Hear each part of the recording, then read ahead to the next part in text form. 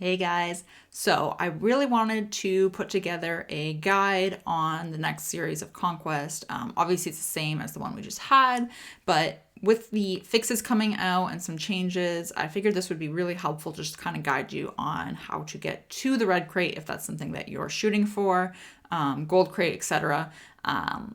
But I figured this would just be the easiest way I can lay out all the bug fixes, discs that I look for, consumables that I look for, because I think this is also something that's pretty important, and which feats I would suggest skipping in order to get to the red crate. So I'm going to give you 3 different plans to skip feats, and you can mix and match as you see fit. But these are just my suggestions based off of my roster and Professor X's roster, Xeris Alt, because I can get red crate on both of those following these plans.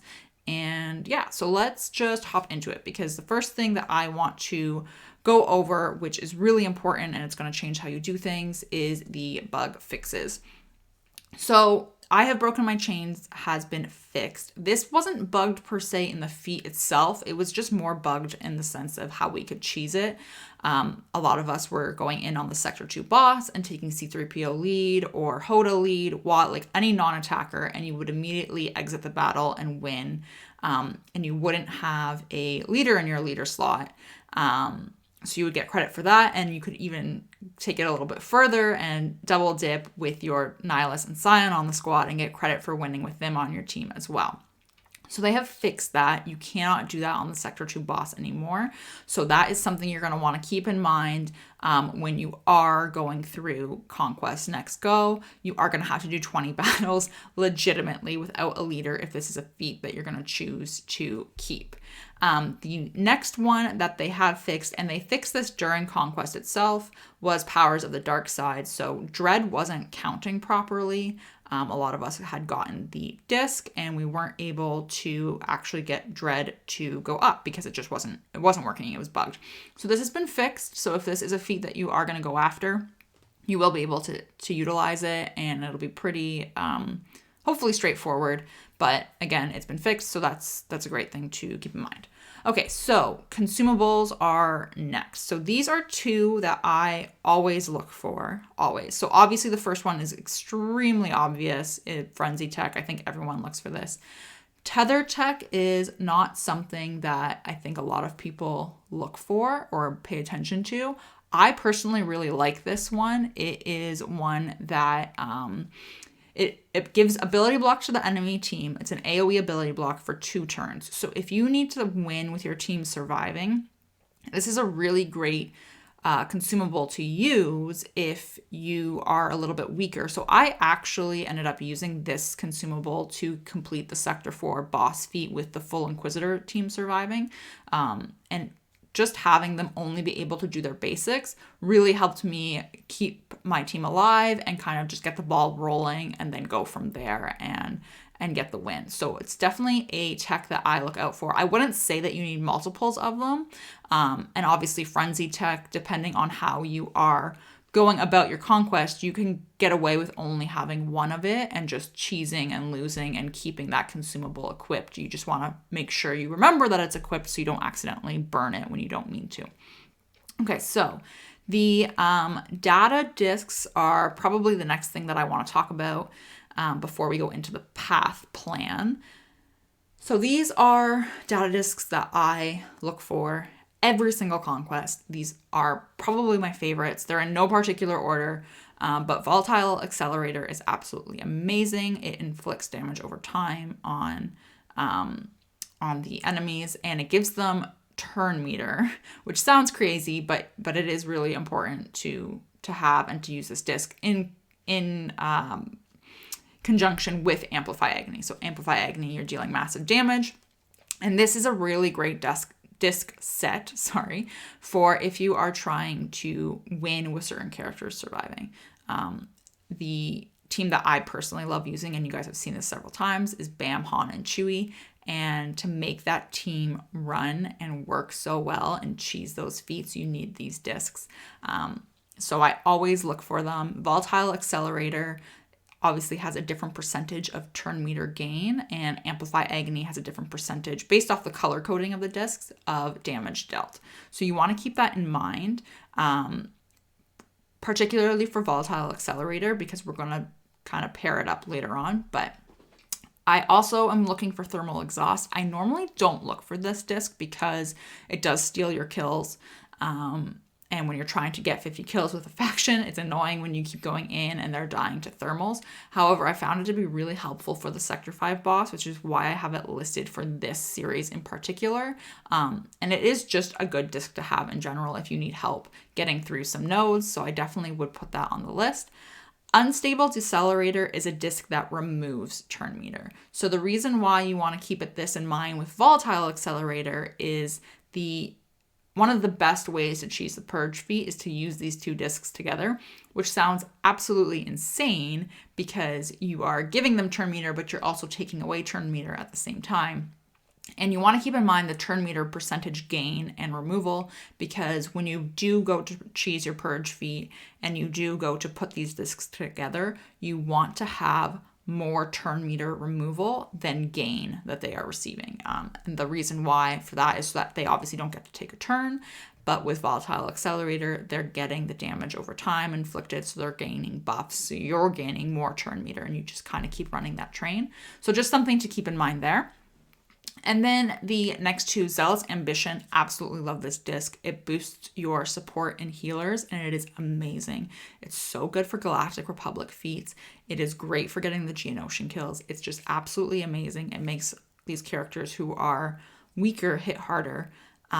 Padme is an absolute wrecking ball with Zealous Ambition. I love using her with Zealous Ambition. I can't speak well enough about it. And then the last disc is Perseverance. This is a disc where you will get to attack again when your allies attack out of turn and deal less damage.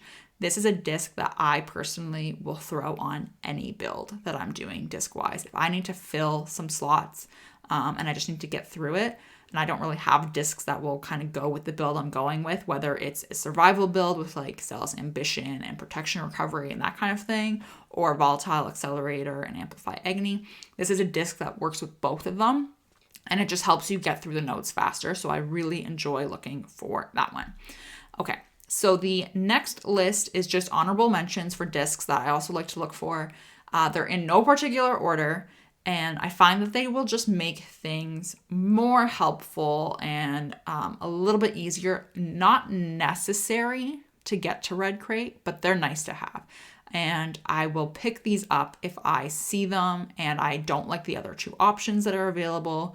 Or if I already have, 4 Amplify Agony discs, I don't really need to pick up a 5th one, so I could pick something else up instead. These are the discs that I'm going to look out for. Potency calibration is really great, especially if you're trying to land stuns, purge, all of that kind of stuff.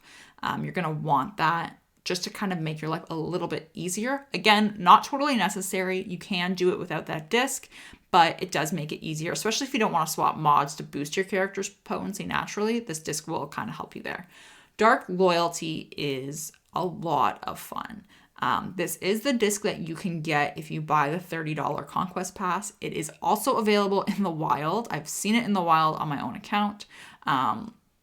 So you can get it. It's a 4-dot purple disc, and it's essentially a dark side only version of Leader's Resolve. So basically not Leader's Resolve, of Booming Voice. So basically what will happen is if you have a dark side leader, anytime they use an ability, all of your dark side allies are called to assist and deal damage.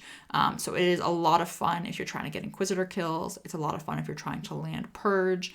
But again, it's only for dark side characters, and also not necessary. You don't need it. You don't need it to get to Red Crate, but it is a ton of fun if you do see it. Would definitely grab it. Voluntary Vanguard is a lot of fun for those feats that you need characters to survive that are a little bit weaker and you're worried about them getting hit. This is going to put basically a forced taunt on your strongest ally, so it is good to kind of have in your back pocket in case you need it, but also not necessary.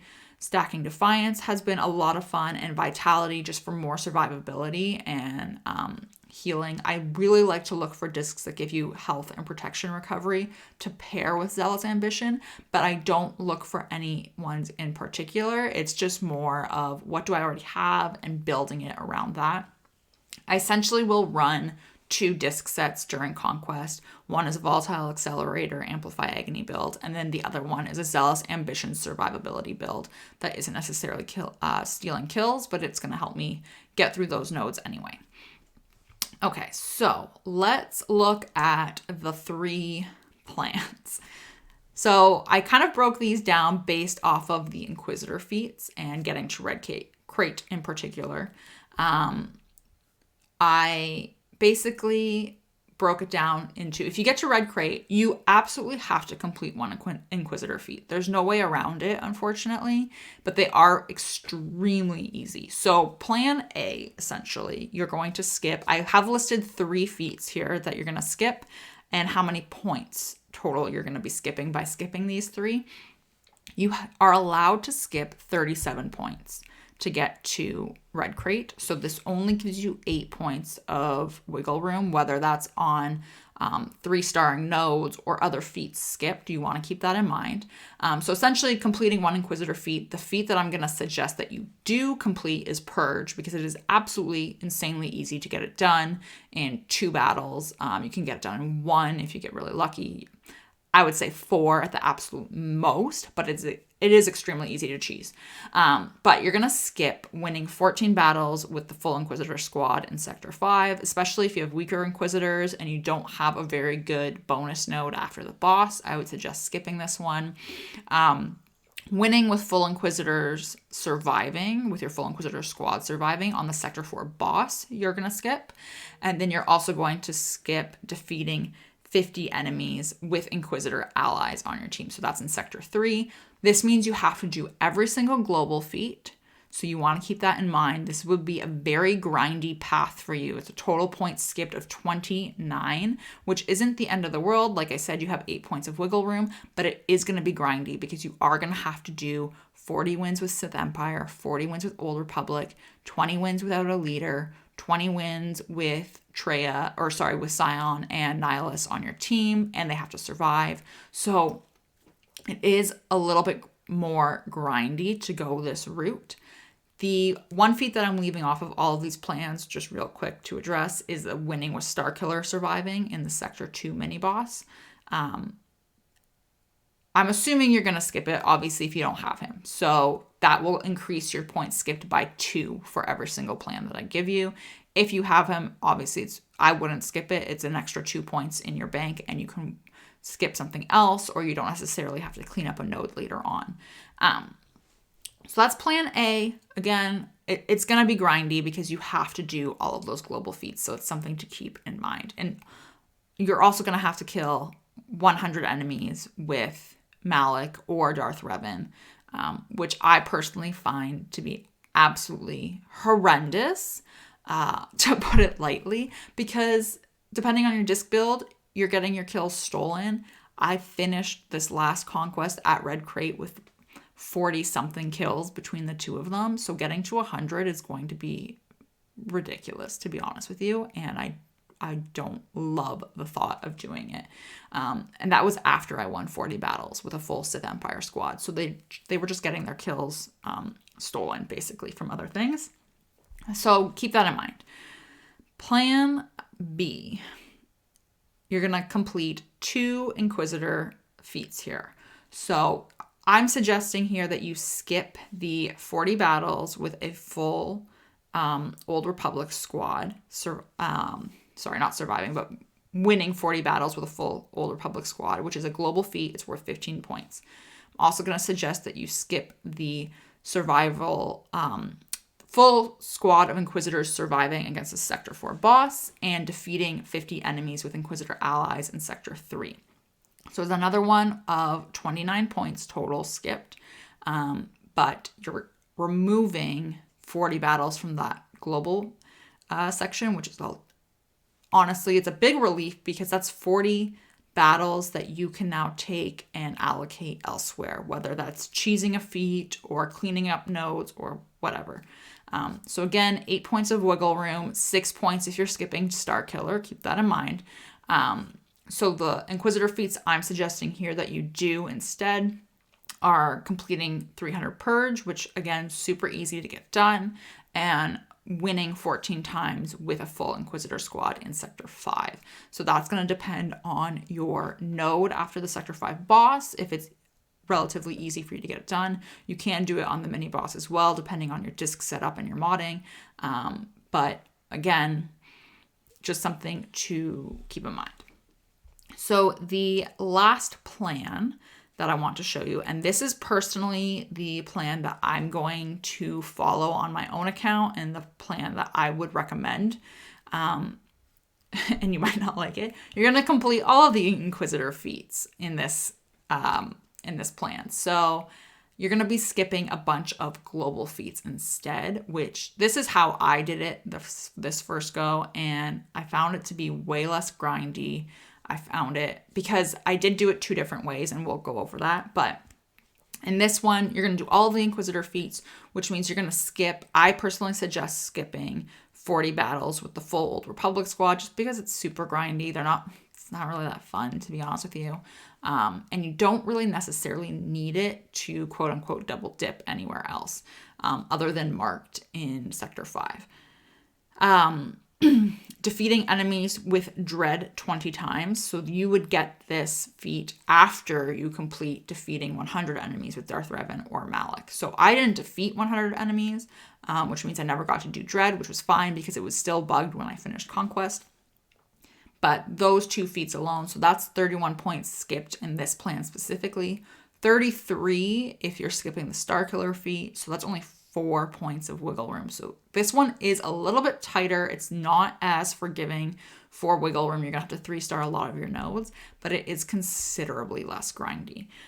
So again, this is the plan that I followed myself. I was able to complete all of the Inquisitor feats. The plan that I followed on Professor X was kind of a hybrid where I did complete Old Republic and Sith Empire wins. But I only skipped killing 50 Inquisitor allies and the Sector 4 mini-boss. So I still did do 2 Inquisitor feats on Professor X. So I kind of followed this plan. But I followed this plan exactly to a T pretty much, except instead of skipping the Old Republic, I skipped Dread and Darth Malak, Darth Revan. Or Darth Malak, Darth Revan kills. Sorry, yes. So I just tweaked it a little bit there. But otherwise, these ones are probably your best bet in order to make it not feel as grindy as it does, in my personal opinion. Especially because you're going to be skipping a lot of these winning with 40 battles, which is, honestly, it's the biggest grind. And the fact that they don't really overlap is huge. The reason why I will say I've been suggesting to skip Old Republic is because if you do go after the Dread feat, you're going to want Sith Empire wins anyway. And you're going to want Sith Empire wins, or not necessarily Sith Empire wins, but Sith Empire is also going to help you with Stagger. And I've just found them to be one of the stronger teams to get through Conquest in general versus a full Old Republic team that isn't necessarily synergizing very well. At least your Sith Empire team is. So just something to keep in mind. But that is pretty much my plan in a nutshell. 3 different options. Hopefully you find it helpful. Like I said, you can mix and match, and you can take out a feat and add a feat in that, maybe you want to do something differently. But that's kind of my general plan, is to skip the grindy things. If you can, skip winning 40 times over with the same team. I definitely would recommend doing that, and going for feats that are worth more points, such as the Sector 5 ones. They're all 15. So if you can get a Sector 5 feat done, that you didn't think you could, such as winning 14 times with Inquisitors, then you can skip one of those 15-point global feats. I would rather win 14 times with Inquisitors than win 40 times with Old Republic. So something to keep in mind. Hopefully you find this helpful, and we should have Conquest back in a week, maybe, give or take. I think it's going to be June 6th. Something like that. June 4th to 6th, around there. Depends on if it's a Monday or a Wednesday. But yeah, so hopefully that will be it. And you found this helpful. Thank you so much for watching, and I will see you guys next time.